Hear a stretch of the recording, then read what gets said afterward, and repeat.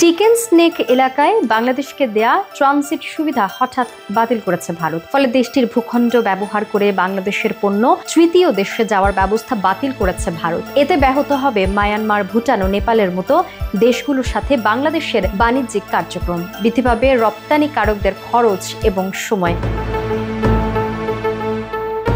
বিশ্লেষকদের ধারণা, চীনে ডক্টর মোহাম্মদ ইউনূসের সাম্প্রতিক মন্তব্য ভারতের উদ্বেগের কারণ হতে পারে, আর এতে এসেছে এমন সিদ্ধান্ত।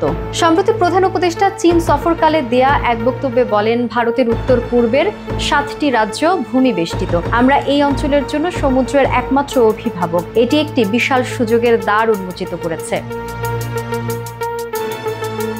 এটি চীনা অর্থনীতির একটি সম্প্রসারণ হয়ে উঠতে পারে। ডক্টর ইউনূসের এমন মন্তব্য ভারতের কূটনৈতিক মহলে তীব্র প্রতিক্রিয়া সৃষ্টি করে। আসামের মুখ্যমন্ত্রী হিমন্ত বিশ্ব শর্মা একে অত্যন্ত আপত্তিকর এবং সার্বভৌমত্বের প্রতি হুমকি হিসেবে বর্ণনা করেছেন। ডক্টর ইউনূসের এমন মন্তব্যের কারণেই ভারত বাংলাদেশকে দেয়া বিশেষ এ সুবিধা বন্ধ করে দিয়েছে বলে মত দিচ্ছেন অনেকেই।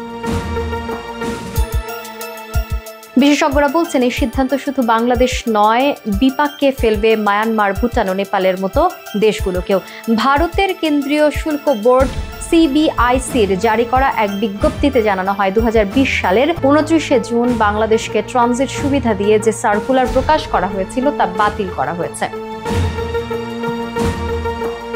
বিজ্ঞপ্তিতে ট্রানজিট সুবিধা বাতিলের স্পষ্ট কোনো কারণ উল্লেখ করেনি ভারত। ট্রানজিট সুবিধা বাতিলের বাংলাদেশের রপ্তানিকারকদের খরচ ও সময় বৃদ্ধি পাবে। বিশেষ করে ভুটান ও নেপালের মতো ভূমিবেষ্টিত দেশগুলোর সঙ্গে বাংলাদেশের বাণিজ্যে এর প্রভাব পড়বে। এতে ক্ষতির মুখে পড়তে পারে বাংলাদেশের অর্থনীতি।